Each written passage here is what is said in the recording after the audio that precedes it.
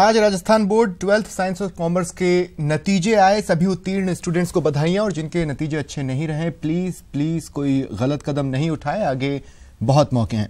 और इस परीक्षा के बाद अब बात 2018 की उस परीक्षा की जिसमें बधाइयां तो बहुत बाद में आएंगी या दी जाएंगी, पर मौके आगे बहुत हैं जो आज से ही लागू हैं। कर्नाटक में सियासी जीत के बाद कांग्रेस पूरे जोश में, अब राजस्थान पर फतह की तैयारी है, जिसके लिए कांग्रेस ने अमोघास्त्र भी तैयार कर लिया है। कम से कम पार्टी का तो यही सोचना होगा। नमस्कार, आप देख रहे हैं प्राइम डिबेट, आपके साथ मैं हूं स्वप्निल वैरागी। कांग्रेस 200 विधानसभा सीट के लिए 200 मैनिफेस्टो तैयार कर रही है। इसे पार्टी ने वचन पत्र का नाम दिया है, यानी हर विधानसभा क्षेत्र का अपना मैनिफेस्टो। अब अगर ये अमोघास्त्र है तो ये बीजेपी पर जोर का प्रहार करेगा, और अगर नहीं है तो दिवाली का कोई छोटा सा बम रह जाएगा। आज चर्चा इसी पर पहले एक रिपोर्ट। राजस्थान फतह के लिए कांग्रेस की रणनीति। 200 विधानसभा सीट के लिए 200 घोषणा पत्र, इसका नाम होगा वचन पत्र। कांग्रेस ने वचन पत्र की तैयारी की। कांग्रेस नेताओं को अपने क्षेत्र की समस्याओं पर रखनी है नजर। 5 समस्याएं लिखकर कांग्रेस नेतृत्व को भेजनी है। राजस्थान के लिए कांग्रेस का शक्ति प्रोजेक्ट। शक्ति प्रोजेक्ट के तहत कांग्रेस ने एक मोबाइल नंबर पूरे प्रदेश के लिए जारी किया। अपना वोटर आईडी टाइप कर एसएमएस से पार्टी से सवाल किया जा सकता है। मेरा बूथ मेरा गौरव अभियान को हर विधानसभा सीट पर शुरू किया। बूथ की मजबूती के लिए चलाया जा रहा है मेरा बूथ मेरा गौरव अभियान।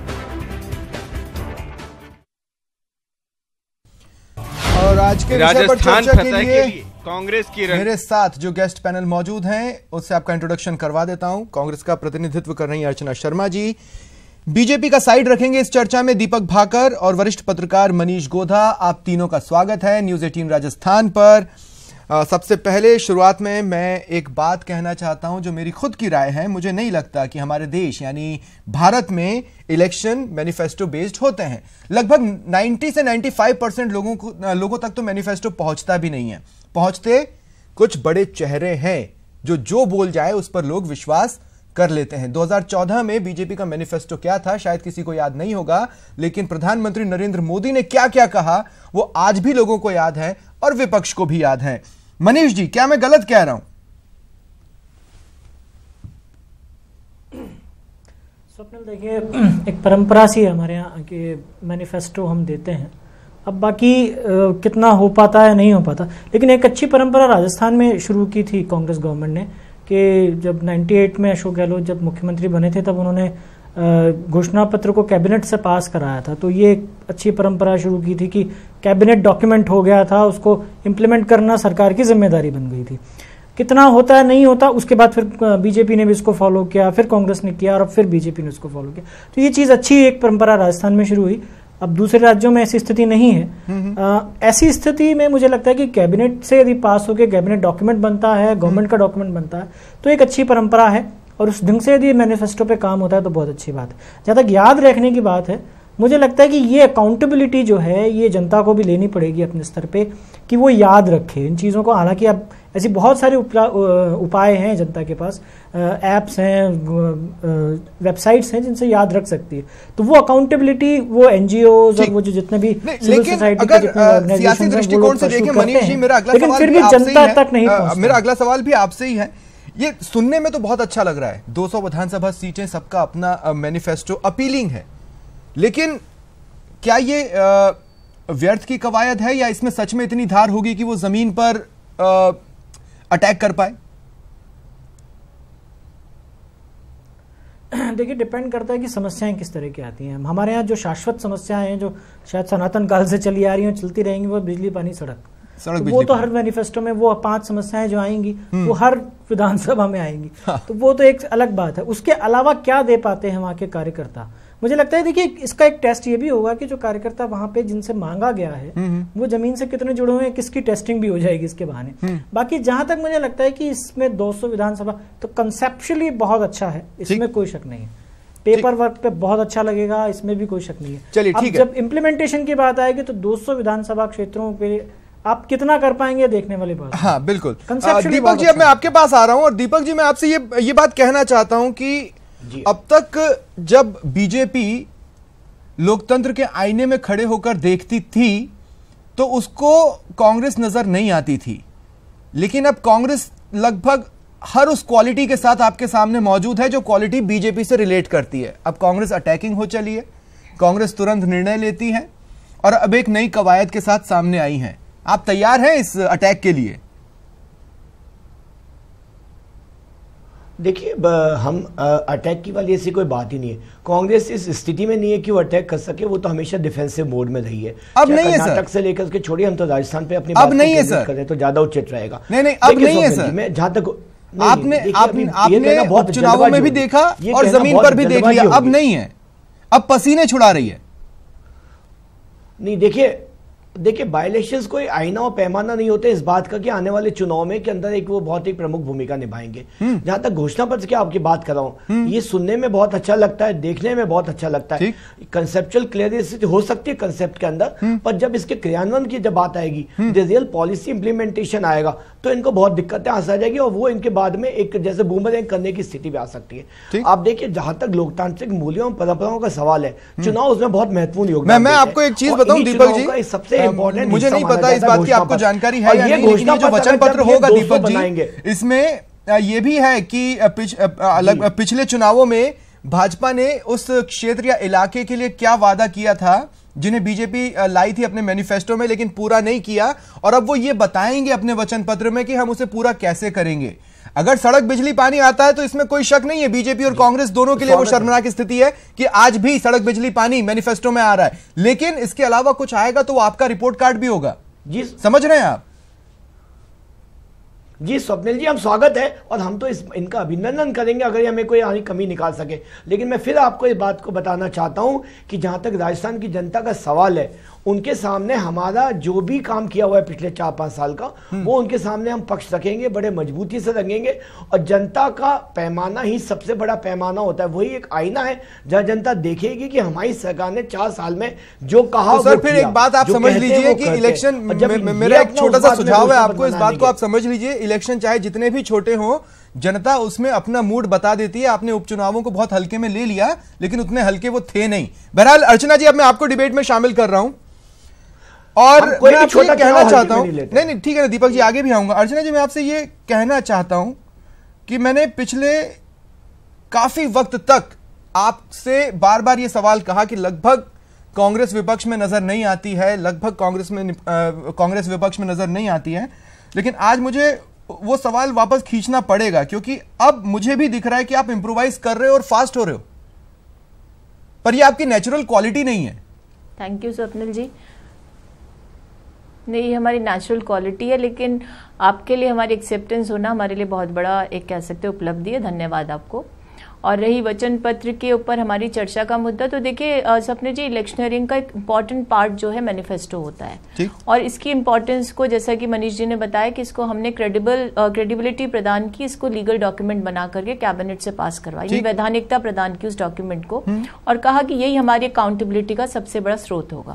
और जनता को भी देखिए, मैं नहीं मानती कि अवेयरनेस नहीं है। आज तो अवेयरनेस इस दौर में इतनी ज्यादा होती है, सोशल मीडिया और सारे जो मीडिया, ट्रेडिशनल मीडिया, सब मिलकर के अवेयरनेस का ऐसा काम करे। जनता जानती है, आपने जो कहा उस पर कसौटी में कसना जनता जानती है। हमारा सिर्फ इतना उद्देश्य है कि हम पब्लिक ओरिएंटेड रहें और एरिया स्पेसिफिक डेवलपमेंट और वहां की समस्याओं के निदान के लिए हमारा फोकस है। एक बात मुझे बताइए, तो सिर्फ जहां पर क्रेडिट बनता है वहां पर तो क्रेडिट दिया जाएगा। मैं आपको इस बात का क्रेडिट देता हूं कि आपने मैनिफेस्टो को एक कानूनी दस्तावेज का आवरण ओढ़ा दिया, लेकिन उसके बाद सरकारें हर 5 साल में चेंज हुई, तो आपका मैनिफेस्टो मतलब डिलीवर नहीं हुआ, लोगों तक ये मैसेज गया क्या? इलेक्शन के अपने समीकरण होते हैं। नहीं स्वप्निल जी, ये बात नहीं है। कई बार कुछ कारण होते हैं, क्योंकि पिछली बार जब हम सत्ता से बाहर हुए तो लोग हमारी योजनाओं और उनकी पहुंच को नहीं नकार रहे थे, पर एक अलग सा रिवायत थी कि जनता उसमें बह रही थी, और अब जनता रियलाइज करती कि नई योजनाएं बहुत अच्छी थी। आप तक भी फीडबैक होगा। लेकिन मेरा ये मानना है कि जब युवा देश है तो युवा आज जो है वो चाहता है कि अकाउंटेबिलिटी फिक्स हो, और अकाउंटेबिलिटी उस प्रत्याशी की फिक्स हो जो चुनाव के मैदान में संकल्प पत्र के साथ जाएगा कि मुझे इस एरिया का आभास है, यहाँ की क्या समस्याएं, क्या दुविधाएं और कैसे मुझे निदान करना है। ये होना चाहिए क्योंकि टेक्नोलॉजी के इस युग में और जहाँ पर इलेक्शनियरिंग का सिस्टम ही बदलता लेकिन अगर सड़क, बिजली, पानी आई तो आप ये सामने आकर तो नहीं कहेंगे ना कि हाँ, इसमें हमारी भी नाकामी है। देखिए स्वप्निल जी, सड़क, पानी, बिजली शहरी क्षेत्रों की समस्या अब नहीं है उतनी। ठीक है, है, तो ये कि कुछ एरियाज रह जाते हैं, तो बीजेपी भी डिलीवर कर लेगी, कमिटमेंट्स हैं वो नहीं हो रहे। लेकिन जहां कहीं भी समस्या है फिर आप उसको कहेंगी क्या कि हमारी भी नाकामी है? मैं आपको एक छोटा सा उदाहरण देती, नाकामी होगी तो हम स्वीकार करेंगे, अगर स्वीकार नहीं करें तो ये फिर हमारा दोहरा चेहरा हुआ ना। तो हम ये चाहते हैं कि हम जिस प्रॉबिटी की आज बात की जा रही है, जिस ईमानदारी की, जिस कमिटमेंट की बात की जा रही है, उस कमिटमेंट को इस वचन पत्र में, वचन का मतलब ये होता है कि हमारा आपके प्रति ये संकल्प है कि हमने आपसे कमिटमेंट किया, इसे हम पूरा करेंगे। दूसरी बात देखिए स्वप्निल जी, विडंबना इसलिए मुझे महसूस हुई कि आपने हमारी बात को स्वीकार किया और अच्छा बताया, लेकिन दूसरी पार्टी के नेता वो कहते हैं नहीं साहब ये अगर पूरा नहीं करेंगे तो क्या होगा, और इस तरह ये इस बात का गवाह है कि ये लोग बातें करते हैं। हमने कर्नाटक वो तो आप भी कर्नाटक मत लाइए प्लीज, वहाँ के स्थानीय नेता मैनिफेस्टो, कर्नाटक मत लाइए, वहाँ पे ऐसा नहीं है कि आपको बाहुबली बनाकर सामने रख दिया हो, मेरा वचन ही है शासन और महिष्मती का साम्राज्य फैल गया हो, ऐसा नहीं हुआ है कर्नाटक में जी। मैं ये नहीं कह रही हूँ, इलेक्शन के पार्ट पे नहीं जा रही हूँ, मैं कह रही हूँ गुजरात में, कर्नाटक में हमने जनता से संवाद करके मैनिफेस्टो में उनकी भावना को इंडक्ट किया, और ये हमने पूर्ववर्ती समय राजस्थान में भी किया था। ठीक है मैम, लेकिन वही भारतीय जनता पार्टी, ठीक है मैं समझ गया, इसके आगे तो फिर बाकी तो फिर मंच का सियासी इस्तेमाल ही हो जाएगा, इसलिए मैं आपको रोक रहा हूँ। मनीष गोधा जी, मैं आपके पास आ रहा हूँ, मैं एक चीज कहना चाहता हूँ कि कर्नाटक में कांग्रेस 35 मैनिफेस्टो लाई थी, जिसमें 30 जिले थे, 4 क्षेत्र थे और एक पूरा प्रदेश व्यापी था।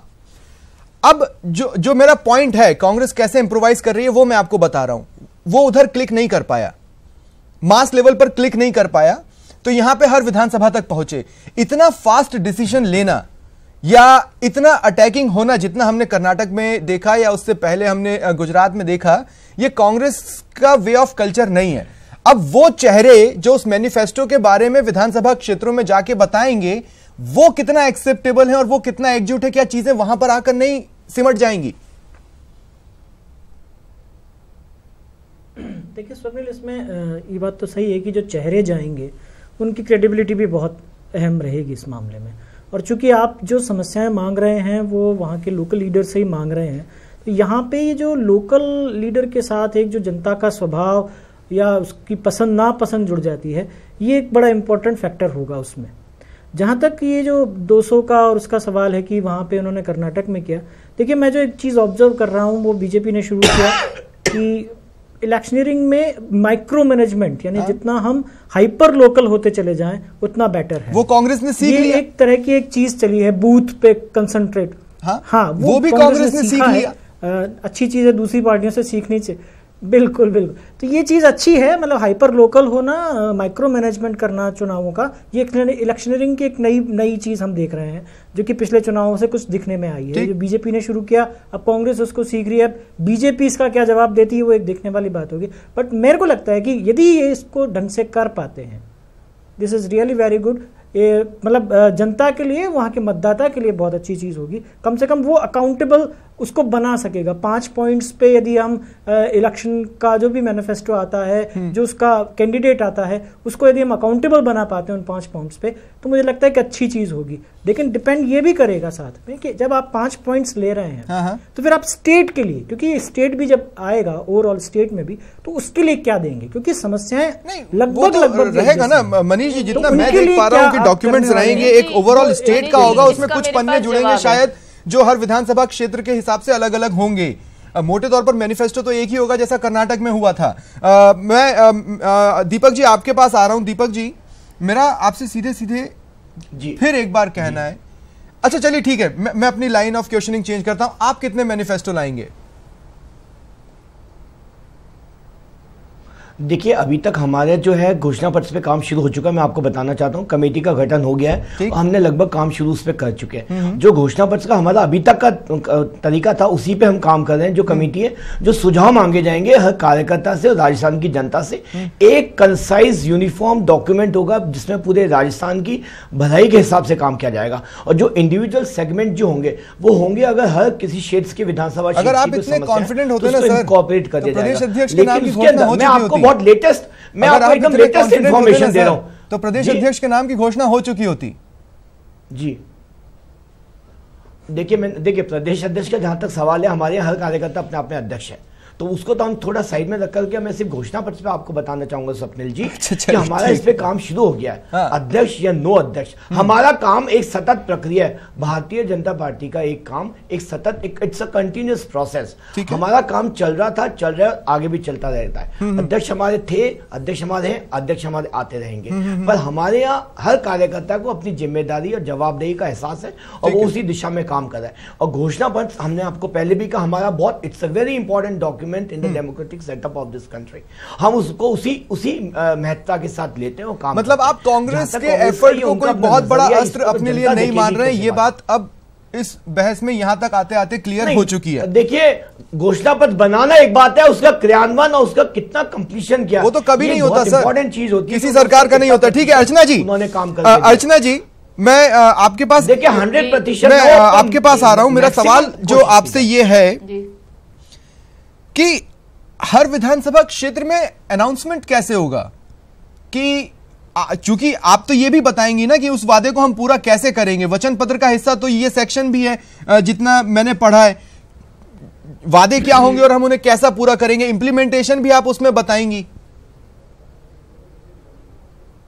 जी देखिए स्वप्निल जी, घोषणा पत्र कब जारी होता है? जब इलेक्शन प्रोसेस शुरू हो जाता है। ठीक है, उसके बाद जब इलेक्शन प्रोसेस शुरू हो जाए, कैंडिडेट्स डिक्लेयर हो जाएंगे, तो मुझे जहां तक मैं समझती हूं, क्योंकि अभी इसकी रूपरेखा के बारे में पूरी जानकारी नहीं किस तरह से हम रिलीज करेंगे, लेकिन मुझे लगता है जिस कैंडिडेट को डिक्लेयर किया जाएगा उसके साथ के वहां के जो संगठन के पदाधिकारी और जो हमारे साथी होंगे वो सब मिलकर के जनता के बीच में उस संकल्प पत्र को लेकर या वचन पत्र को लेकर के जाएंगे। ठीक। लेकिन एक महत्वपूर्ण बात यह कि जो हम लोग एक दुविधा महसूस करें घोषणा पत्र और वचन पत्र के बीच की, तो देखिए ये जितना डिसेंट्रलाइजेशन आपकी गवर्नेंस का होगा उतना ही जनता को लाभ होगा, और यही हमारा उद्देश्य है। घोषणा पत्र तो एक बेसिक हमारा फ्रेमवर्क होगा जिसमें कि हम प्रदेश के विकास की कैसे नींव रखेंगे, क्या कमिटमेंट्स हमारे हर वर्ग के साथ। ठीक है, मैं क्लोजिंग कमेंट लूंगा। मनीष जी आपका लूंगा। अभी अर्चना जी ने कहा और इसी तरह से क्षेत्र नहीं, लेकिन स्वप्निल जी लंबे समय तक मिसिंग थी, अब ये भी कांग्रेस सीख चुकी है। इंटरेस्टिंग रहेगा बेहद 2018 यहाँ पे कोई तीसरा धड़ा नहीं है। स्वप्निल जी एक महत्वपूर्ण बात रह गई बहुत मेरी अच्छा बात कदम में। लगा कांग्रेस सत्ता का विकेंद्रीकरण कर आज दिया। भारतीय जनता पार्टी को जो तो काउंटर कर रही है ना जनता, वो इसी बात को लेकर है कि अकाउंटेबिलिटी नहीं है। आपने 15 लाख रोजगार की बात कही, आप पूरा नहीं करते, जनता पूछती है। विद्यार्थी मित्रों के नियमितीकरण की बात कही, वो हाँ, मैंने इसीलिए साथ साथ कहा कुछ चीजें बीजेपी के लिए रिपोर्ट कार्ड भी होंगी इस वचन पत्र के साथ। मनीष जी आपका क्लोजिंग कमेंट। मैं समझती हूँ सोच की पेरोकियल एस्पेक्ट है।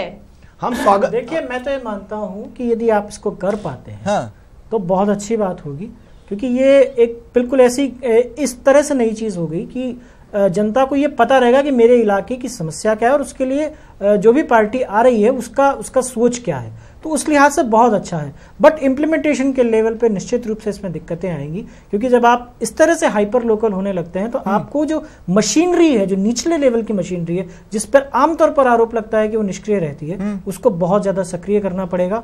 तो वो डिसेंट्रलाइजेशन ऑफ पावर्स, तो अब हर इलेक्शन में ये होगा कि उम्मीदें तो बहुत उफान पर पहुंचेंगी, खासतौर पर उनका नतीजा क्या होगा ये देखने वाली बात रहेगी। बहुत बहुत शुक्रिया आप तीनों का मेरे साथ जुड़ने के लिए और इस बहस में शामिल होने के लिए। ये था आज का प्राइम डिबेट।